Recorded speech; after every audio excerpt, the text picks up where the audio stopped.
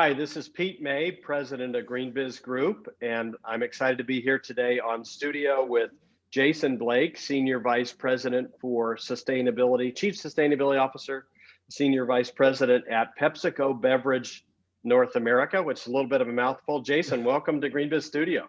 Thanks, Pete. Great to be with you. It is a mouthful, but this is a broad and bold agenda. So look forward to speaking with you about it today. Yeah, sounds great. So tell us a little bit about your journey from you're a kid that grew up in Yonkers, New York, had a corporate career, came to PepsiCo, I think did a few different things at PepsiCo, and then segued into the sustainability role. Tell us a little bit about that, and then we'll talk about the sustainability role in your agenda. No, that's fantastic. I think it'd be hard to wrap it all in. But, you know, I am a kid who grew up in Yonkers, New York. I'm super proud and connected to that community. But the journey here at PepsiCo has been one that has taken me geographically to a lot of different places, but also afforded me the opportunity to spend a lot of time in various businesses. So whether it's corporate strategy and development, which is where I started my career, or on the foods business within the Frito-Lay snacks business, or our beverage business here in North America. It's been a wonderful journey. And I think it's a testament to how PepsiCo is thinking about sustainability, not as a function that stands alone and distinct from the business, but really central to the business. And having myself, you know, as a GM who's led businesses for this company, lead up sustainability, I think is going to really help us embed sustainability in what we do each and every day. So super excited about the role I'm in today, and really, you know, believe PepsiCo will be a catalyst for change in the space of sustainability. Yeah, so talk a little bit about that. So two things. One is you're a guy, he had an operational background at PepsiCo and in the businesses. So talk about how you operationalize sustainability. And then the other question, you know, the giant curveball that we were all thrown, wow, just about 1 year ago today. Right. You know, everybody's sustainability looked like one thing with COVID, kind of looked like another thing coming out. Talk about those two things and how the roles particularly changed in the last year.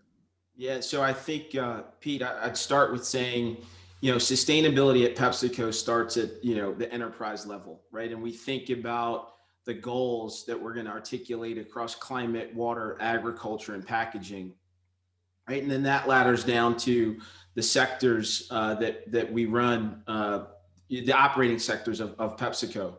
And we want to ensure that we start with an enterprise view, but that sectors then ladder up to the goals of the enterprise.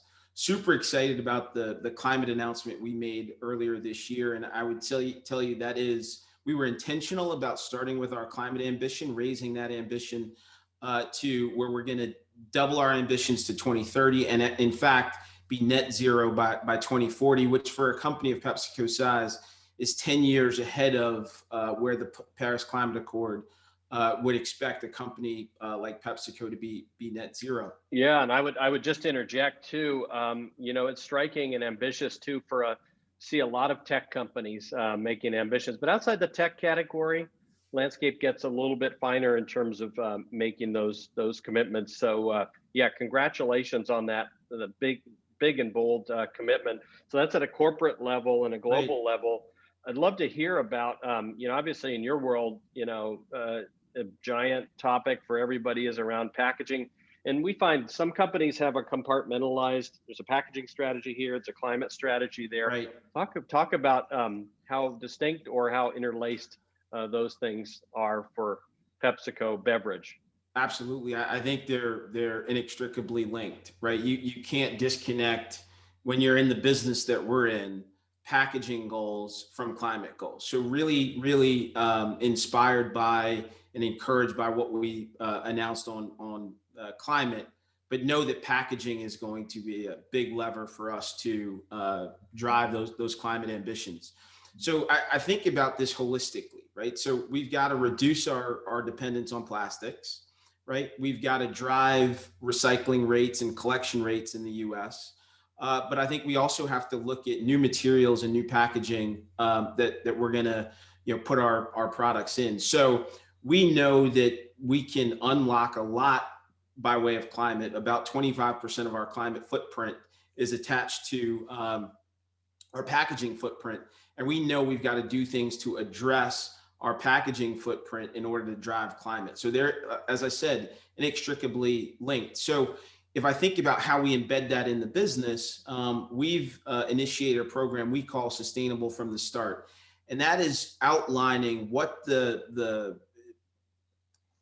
impacts are of the things we're innovating, whether it's products, packages, right? So we understand the footprint of the innovation we're putting out in the marketplace early on, right? This is not a, kind of after the fact 25th hour discussion we're having. We're embedding sustainability in how we do business, how we innovate products, and how we innovate packaging, knowing we have these big, bold, ambitious climate goals for the company. And you'll hear more goals coming out and ambitions for us throughout the course of 2021.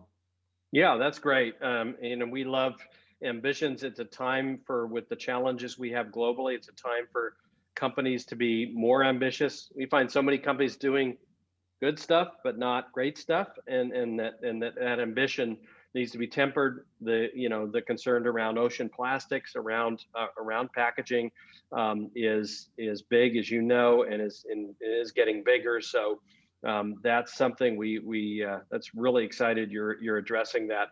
So as we wrap here, you use the phrase sustainable from the start. Let's go back to you personally.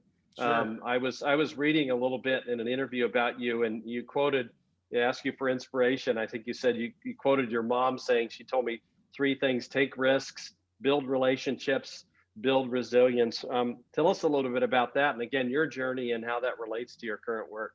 Sure. I think this role, Pete, encapsulates all, right? So if you think about taking risk, here I am having this great, operating GM career at PepsiCo, and I'm offered the opportunity to lead sustainability. So that was a pretty sizable risk in my career. I think my career has been defined by, sweaty palms day one of every role I've done, right? I've taken risk and pushed myself to do that, right? And that was a seed that was planted early on in my life by my mom. If I think about relationship building, right, we don't view sustainability as the ultimate arbiters of yes or no decisions, but we've got to build the relationships in order that we get invited in to discussions so that people have a fulsome picture of the impact our business decisions are making on the sustainability agenda, right? So I've got to work tirelessly at building relationships with those key decision makers. And then resilience, right? I think you mentioned COVID and the impact on the agenda, right? I think what we know now is this journey of sustainability is not one that's going to be a linear and clean path to the 2030 ambitions we've articulated for our company, but it's going to be a bumpy road, and we've got to, be resilient enough to deal with setbacks, whether they are external setbacks or internal setbacks, but continue to press on towards the bigger ambitions we've got, because we know we've got to be catalysts for change in the industry, right? So I think those things will continue to stay with me. Take risk, build relationships, and build resilience. They've served me well thus far, and I know they'll serve me well into the future. Well, that's great. Well, we deal with hundreds, thousands of companies. I've done probably hundreds, dozens, at least, if not hundreds, of these interviews.